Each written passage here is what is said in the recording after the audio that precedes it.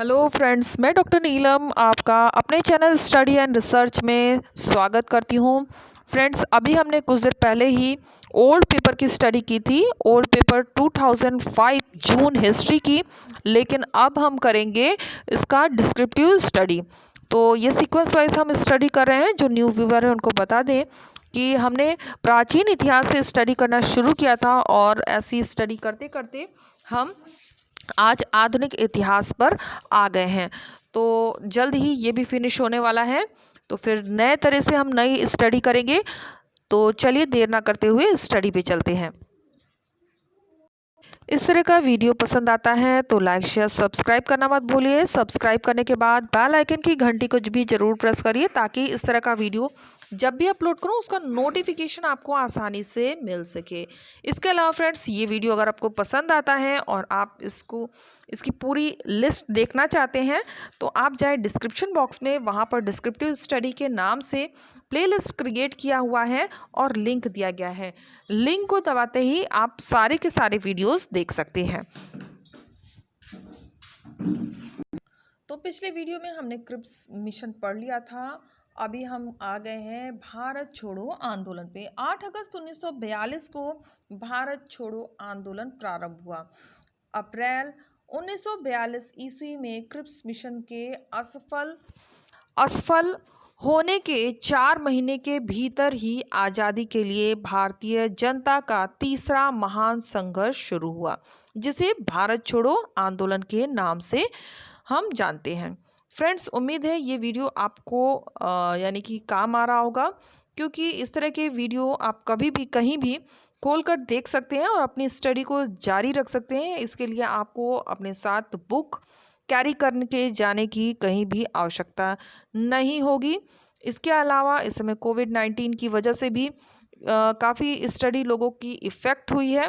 तो मुझे तो उम्मीद लग रहा है कि इन वीडियोस से आपको ज़रूर हेल्प मिल रही होगी। तो कमेंट करके भी मुझे ज़रूर बताइए कि इस वीडियो से आपको लाभ मिल रहा है या नहीं। नहीं भी मिलता है तो भी आप कमेंट ज़रूर करें। तो चलिए स्टडी पे आते हैं। क्रिप्स मिशन की असफलता और जापानी आक्रमण के बढ़ते हुए खतरे की आशंका ने अंग्रेज सरकार के प्रति गांधी जी के व्यवहार में मूलभूत परिवर्तन ला दिया।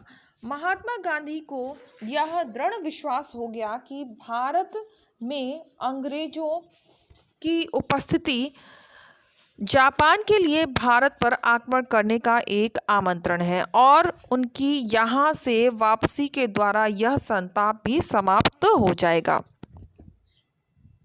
14 जुलाई 1942 ईस्वी को वर्धा में हुई कांग्रेस कार्य समिति की बैठक में भारत छोड़ो आंदोलन प्रस्ताव पारित किया गया। यह एक लंबा अधिवेशन था जो 6 जुलाई से 14 जुलाई तक चलता रहा।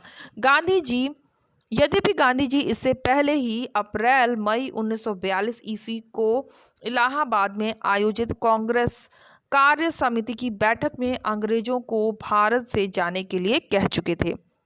7 अगस्त 1942 ईस्वी को मौलाना अब्दुल कलाम आज़ाद की अध्यक्षता में बम्बई में वर्किंग कांग्रेस कमेटी की बैठक हुई, जिसमें अंग्रेजों से भारत छोड़ो आंदोलन की अपील की गई। इस प्रस्ताव में गांधी जी के नेतृत्व में अहिंसात्मक जनसंघर्ष छेड़ने की मंजूरी दी गई, लेकिन उनमें गिरफ्तारी की आशंका व्यक्त की गई। राजगोपालाचारी फार्मूला CR फार्मूला की मुख्य बातें निम्नलिखित थीं। सबसे पहला आ जाता है, मुस्लिम लीग भारत की स्वतंत्रता की मांग का समर्थन करेगी तथा स्थायी सरकार के गठन में कांग्रेस को सहयोग देगी। दूसरा आ जाता है, द्वितीय विश्व युद्ध के बाद एक आयोग उत्तर पश्चिम तथा उत्तर पूर्वी भारत में उन क्षेत्रों को निर्धारित करेगा जहां मुसलमानों का स्पष्ट बहुमत है। वहां की स्थानीय जनता भारत में रहने तथा अलग होने के बारे में निर्णय करेगी। देश के बंटवारे की स्थिति में आवश्यक विषयों प्रतिरक्षा, व्यापार, आवागमन तथा संचार आदि विषयों पर समझौते की व्यवस्था की जाएगी।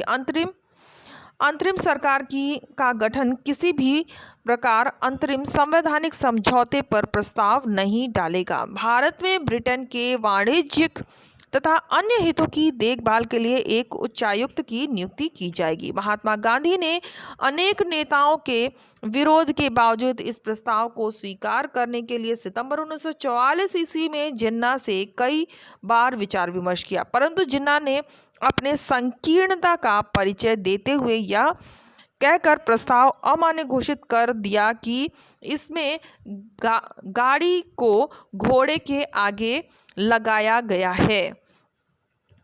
तो इस पर आता भी है, ये स्टेटमेंट किसके द्वारा दिया गया है, तो जिन्ना के द्वारा ये स्टेटमेंट दिया गया है। फिर आ जाता है देसाई लियाकत प्लान। 1945 ईस्वी में देसाई लियाकत प्लान के रूप में सांप्रदायिक गतिरोध को समाप्त करने का प्रयास किया गया। कांग्रेस के भूला भाई देसाई ने लियाकत अली खान के समक्ष एक प्रस्ताव रखा। और क्या प्रस्ताव था? इस प्लान की मुख्य बातें निम्नलिखित थी। क है केंद्र में एक अंतरिम सरकार का गठन किया जाए। ख है इस अंतरिम सरकार में कांग्रेस एवं लीग के सदस्यों की संख्या बराबर होगी। फिर इसमें अल्पसंख्यकों के प्रतिनिधियों, कमांडर इन चीफ को शामिल किया जाए। सरकार वर्तमान गवर्नमेंट ऑफ इंडिया एक्ट के अनुसार कार्य करेगी। इन पद्धतियों पर भी कांग्रेस एवं लीग के बीच कोई समझौता नहीं हो सका। वॉवेल योजना जो कि हुई 1945 में, 14 जुलाई 1945 को वॉवेल ने अपनी योजना प्रस्तुत की। इसके प्रमुख प्रावधान निम्नवत थे। नंबर 1 है स्वशासन की प्राप्ति के लिए गवर्नर जनरल की कार्यकारिणी के सदस्यों में भारत के राजनीतिक नेता भी हो। नंबर 2 है वैशेषिक मामले का विभाग परिषद के भारतीय सदस्यों के हाथ में हो। गवर्नर जनरल निषेधाधिकार का प्रयोग अकारण नहीं करेगा। और नंबर 4 है भारतीय प्रशासन में भारतीय मंत्री का हस्तक्षेप भारत के हित में होगा। ब्रिटिश हाई कमीशन की नियुक्ति की जाएगी और परिषद में हिंदुओं व मुसलमानों की संख्या बराबर रखी जाएगी। युद्धोपरांत भारतीय स्वयं अपने संविधान का निर्णय करेंगे। भारतीय नेताओं द्वारा इस योजना को स्वीकार किए जाने के बाद प्रांतों में धारा 93 रद्द कर दी जाएगी। आ जाता है शिमला समझौता जो कि हुआ था 1945 में। वॉवेल योजना पर विचार करने के लिए ये ध्यान रखिएगा, ये सीक्वेंस भी लगाने के लिए प्रश्न आ जाता है। तो इससे पहले वॉवेल योजना, इसके बाद आया है शिमला समझौता। तो 25 जून 1945 को शिमला में एक सम्मेलन का आयोजन किया गया। इसमें कांग्रेस, मुस्लिम लीग, केंद्रीय विधानसभा के यूरोपियन दल तथा अन्य नियंत्रित लोगों ने भाग लिया। सम्मेलन अत्यंत सौहार्दपूर्ण वातावरण में प्रारंभ हुआ, परंतु सांप्रदायिक मतभेद के कारण कार्यकारिणी के निर्माण पर कोई समझौता नहीं हो सका। जिन्ना ने मुस्लिम लीग को ही मुसलमानों का एकमात्र संस्था मानते हुए कोई समझौता करने से इनकार कर दिया। फलतः सम्मेलन असफल रहा। तो शिमला समझौता पूरी तरह से असफल रहा। आ जाते हैं आज़ाद हिंद फौज के टॉपिक पर, जिसमें महत्वपूर्ण जो तथ्य हैं उन पर ध्यान लेते हैं। सबसे पहले आ जाता है स्थापना कब हुई, तो स्थापना हुआ था 15 दिसंबर 1941 में। स्थान मलाया और संस्थापक कैप्टन मोहन सिंह। और स्थापना का औपचारिक घोषणा कब हुआ, तो 1 सितंबर 1942 में। आदर्श एकता, वफादारी और बलिदान इसके आदर्श थे।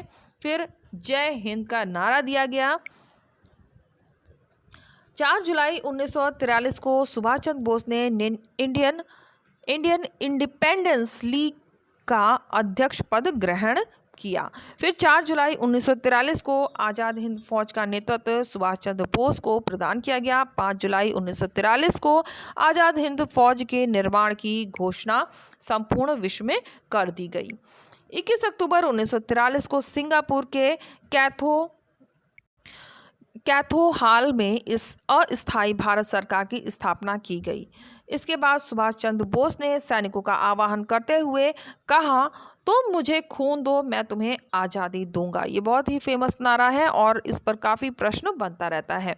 सुभाष चंद्र बोस ने रानी झांसी रेजिमेंट में नाम से स्त्री सैनिकों का एक दल भी बनाया। सर्वप्रथम गांधी जी के लिए राष्ट्रपिता शब्द का प्रयोग किसने किया था, ये भी प्रश्न बनता है। तो सुभाष चंद्र बोस के द्वारा सर्वप्रथम इस राष्ट्रपिता शब्द का प्रयोग गांधी जी के लिए किया गया। 6 नवंबर 1943 ईस्वी को जापान ने अंडमान तथा निकोबार द्वीप अस्थायी सरकार को सौंपा। 18 अप्रैल 1944 को आज़ाद हिंद फौज ने मणिपुर के मोईरंग पर कब्जा कर स्वतंत्रता का झंडा फहराया।